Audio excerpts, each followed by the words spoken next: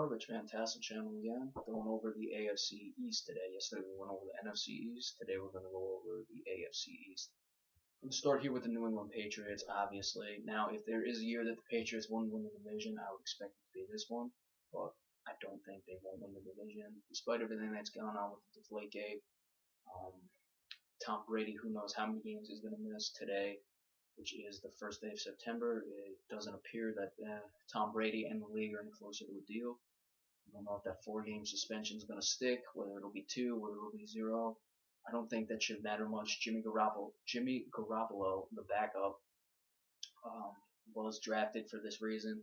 Should be alright. They'll manage their way through the first 4 games. They always do, or 2 games, or whatever it is. With this team, Tavares Cadet at running back is a nice pickup from New Orleans.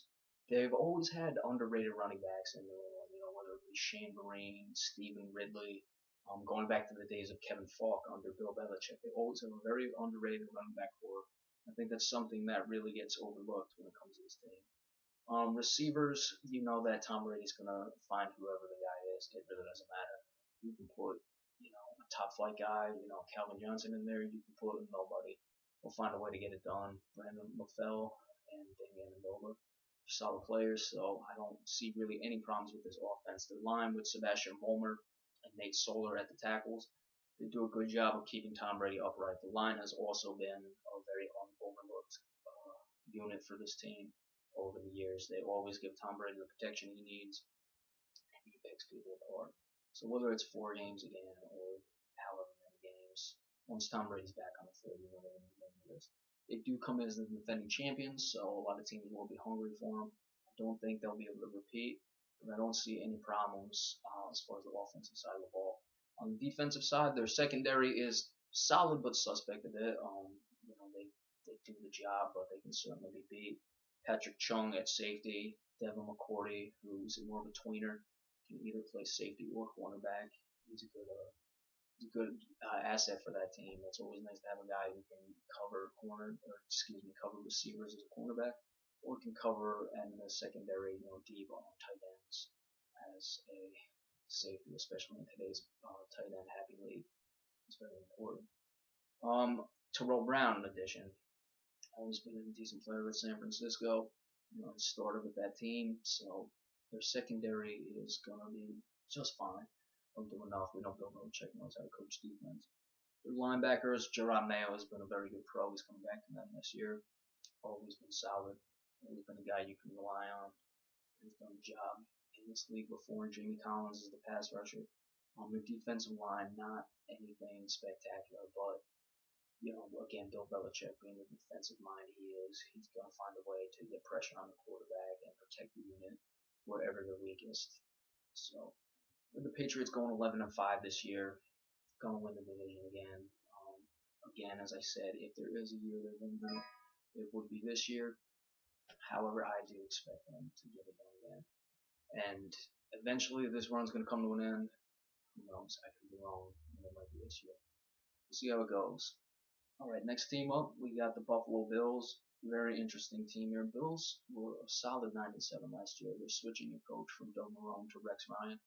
You know all about Rex Ryan with the Jets. He's coming in now to Buffalo to coach that defense. They have a very underrated defensive core. We'll get into that in a little bit. We're going to start, though, with a very interesting situation in Buffalo, and that's Tyrod Taylor getting a start at quarterback. And I happen to think that this move may well pay dividends for them. Tyrod Taylor is a guy who, out of Virginia Tech, has been a backup, was a backup on the 2013 Super Bowl champion Baltimore Ravens out of Virginia Tech. 6'1", so he's not the biggest guy, but he has the size to play quarterback, mobile guy. And obviously, the Matt Castles and the E.J. Manuels, who was a first-round pick a few years ago, have not impressed enough in camp. So Tyrod Taylor, going to be interesting to see what he can do. He has weapons. LaShawn McCoy coming over from Philadelphia. We know he's dangerous. We know he can move. We know he can get the job done.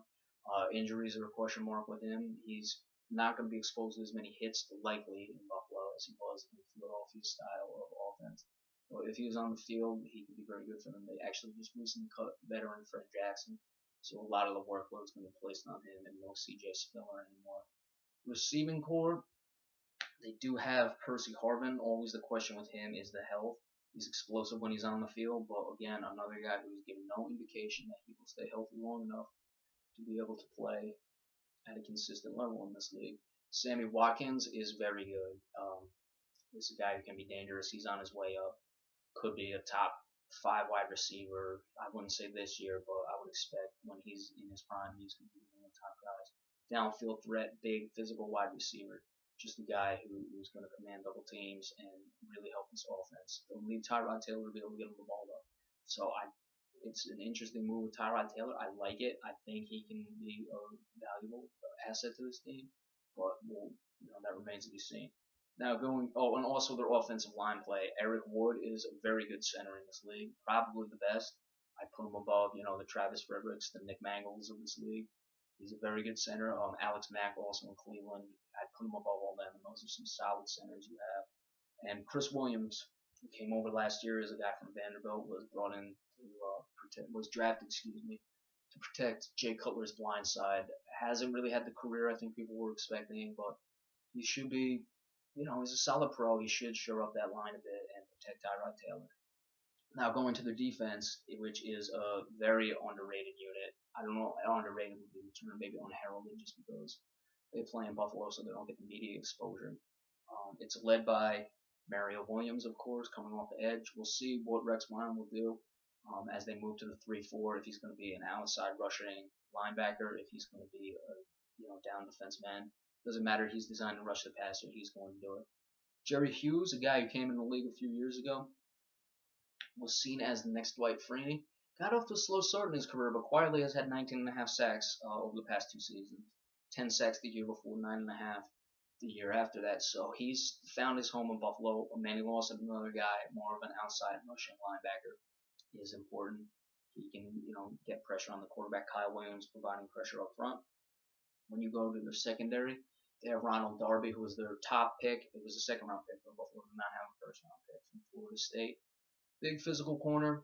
We'll see there's some character concerns. Who knows if he can keep his nose clean, so to speak. Should be a valuable addition to that team, along with Stephon Gilmore, who is rising in the cornerback, the best cornerback in the league discussions. Another big physical guy who will mark up the team's best wide receiver. And they really make Buffalo's defense formidable. With Rex Ryan and that defense, you could see this team winning. He's certainly done the job with suspect quarterbacks, though I don't think Mark Sanchez was ever as bad as people would have you believe. So we'll see what he can do. He's certainly going to bring some excitement to that team. Players love playing for Rex Ryan. So that should be interesting this year to see. They might be able to dethrone the Patriots. Tyrod Taylor, a big question mark. So we have Buffalo going 9-7 this season. Then we're moving down. Miami Dolphins at 8-8.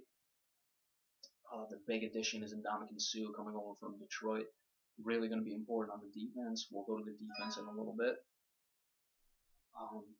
Quarterback question, Ryan Tannehill. Kind of a guy you just don't know about. Is he going to be that start? Is he going to be worthy of that 8th overall pick that he was? Is he just going to be a middle of the road quarterback? A lot of pressure on him. A lot of pressure coming into the season. They don't have the best receiving core. They did add Greg Jennings, but he might be a little long in the tooth at this point in his career. The offensive line, Brandon Albert, is a nice addition from last year. He was added last year at tackle, along with Mike Pouncey at center. Is going to give Tannehill all the time he needs. Juwan James, the first-round pick from last year, at tackle. Again, is he on his way up? Where is he at in his career? They'll need him. They'll need to provide a solid line. Well, Michael James running behind it, most likely will be a starting running back, but nothing really special at the running back position, so any of the guys can start. Now that we go to the defense, you have Dion, not sure how you pronounce that. He was a top overall pick, has had trouble getting on the field, personal issues, things of that nature. Was a high pick. I believe he was the 3rd overall pick when he was drafted. A lot of questions with that, and he's certainly on his way to becoming a bust, so we'll see how he goes in that regard. Cameron Wake has been a solid pro, 33 years old though. Who knows how much he has left. They added Zach Bowman coming over from the Giants, a big physical cornerback, and Bryce McCain.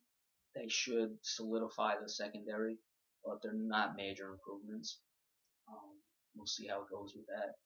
They'll need to they'll need to play well because the secondary is very important, especially with the Patriots in that division. If you want to have any hope of beating the Patriots, and Ndamukong Suh will help.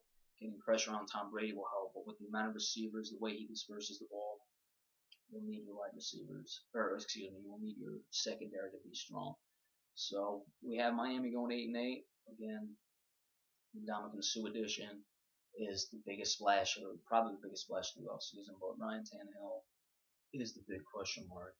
And now we move on to the New York Jets. Really don't know what to make of the Jets exactly. They have their new coach, Todd Bowles, coming in.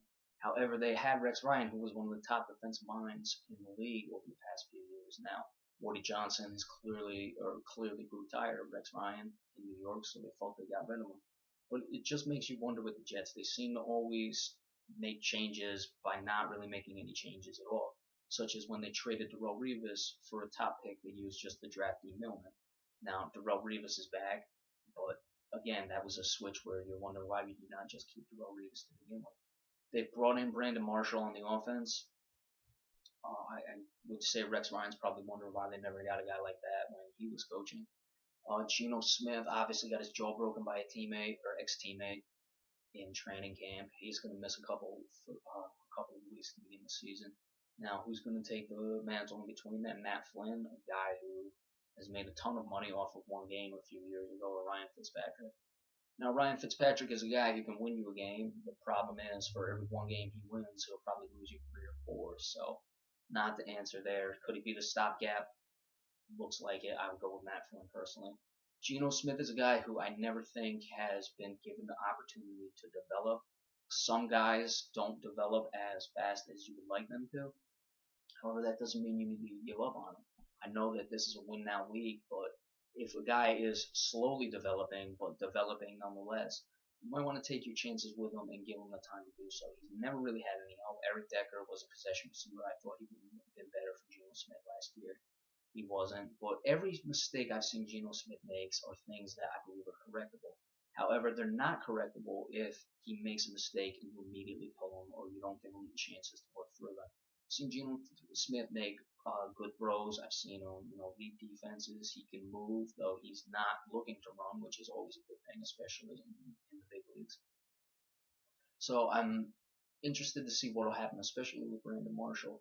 If Geno Smith can come back, win the job, is given the chance to, succeed and fail. Sometimes you have to fail in order to succeed, and that's the case with Geno Smith. I know that the New York fan base is growing impatient with him. Obviously, being here in New Jersey, I have my ear to the ground in that. But you have to let this guy give him a chance to learn what he's doing wrong and give him a chance to fix it.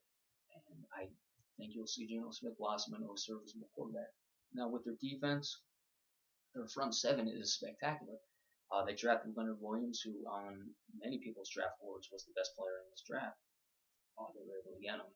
He goes along with Sheldon Richardson, Quentin Coples, Muhammad Wilkerson, David Harris at linebacker. So they have a good front seven. And Todd Bowles, the defensive coach, coming in. Now, with their secondary, they do have the aforementioned D. Milner still on the team, first-round pick. Has not been the next Darrelle Revis as people thought he would be, but give him a chance. We'll see how it goes. They also reacquired Darrelle Revis. Whether he, Richard Sherman, Patrick Peterson are the best cornerbacks in the league, you can take your pick between the 3 of them. Certainly Revis is up there, along with Antonio Cromartie coming in from Arizona, where Todd Bowles was the defensive coordinator. He used to play for the Jets as well. He'll be on the team now, and we know how good the Jets were when they had those two. When you can cover the way the Jets have the potential to cover, you can be a very tough team to beat, especially with that front seven. Offense needs to play and make plays, but they don't have to make many. So with the suspect offense, it wouldn't surprise me if the Jets make some noise this year. They're not totally devoid of talent. They're not in as bad a way as people would have you believe. But it's the Jets. People grow impatient with them very quickly. So we'll see how that goes this year. But I have the Jets going 6-10. But don't be surprised if they, are competitive most of the year. Possibly getting up to 8, maybe 9 wins. I don't see them making the playoffs, but they should be playing meaningful games into mid-November, and come December probably fizzle out then. All right. So just a little recap for you. We have the New England Patriots going 11-5. I don't think this will be the year that they finally give up their run, so to speak, in the AFC East. Tom Brady, the Deflategate situation, we'll see what the suspension comes down to. Dolores Cadet, a nice addition. And their defense, the secondary, Patrick Chung, Devin McCourty, Terrell Brown, serviceable, should be fine. Bill Belichick will coach them well, and the defense will do what needs to be done. Buffalo Bills, Rex Ryan coming in. Again, Tyrod Taylor, very interesting move. I think it's a good move, though, and I think Buffalo will, if there's any team that can become the Patriots, it will be them, especially with their defense. Stephon Gilmore and Ronald Darby at corners. That's good, especially against a team like New England who likes to throw the ball. And Mario Williams, Manny Lawson rushing. Jerry Hughes rushing off the outside. Mario Williams and Manny Lawson. Jerry Hughes, who's coming to his own in this league, found a home in Buffalo. And Kyle Williams, pressure up the middle. The Miami Dolphins, they've been going 8-8. Buffalo was 9-7. Ndamukong Suh, need a pass rusher up the middle, get pressure on Brady's face. That's what's needed to help this team be the team like New England. Ryan Tannehill, the question marks at quarterback. Is he going to be the guy who Miami is hoping he will be when he was the 8th overall pick, or is it just going to be your average middle of the round quarterback? On the offensive line, Brandon Albert and Mike Pouncey, the stalwarts there. Jawan James in the second year, they're going to need him at tackle to really develop, protect Ryan Tannehill. Defensively, again, Ndamukong Suh, mentioned before. Deion Jordan, what's he going to bring to the table? Who knows? And Cameron Wake at his age, we'll have to see, along with Zach Bowman and Bryce McCain additions. And then last place, the Jets 6-10, their new coach Todd Bowles, bringing in Darrelle Revis and Antonio Cromartie along with Dee Milner, shoring up that secondary a lot. Is going to make this team difficult to score on, along with that spectacular front seven, probably the best front seven in the league. Again, Brandon Marshall now with the team. We're going to see what will happen when Geno Smith comes back, if he gets the starting role, and how well that will go from this team. I think Geno Smith hasn't been given the opportunity to learn from his mistakes. And we'll see who starts in the meantime when Geno Smith is coming back from his injury. I think Matt Flynn is the best option. Ryan Fitzpatrick will probably get the nod. Again, he might, be the flash in the pan in the early weeks. That'll give you a couple wins. Then you'll have a quarterback controversy in New York, which is not something you want. But, again, as I said before, for every one game I won with, he'll likely lose 3. So we'll see how the Jets quarterback situation unfolds. So that's it for the AFC East. Tomorrow we will move on to the NFC North. And again, thanks for watching, and be sure to tune in tomorrow, Wednesday, September 2nd, and we will have you the NFC North.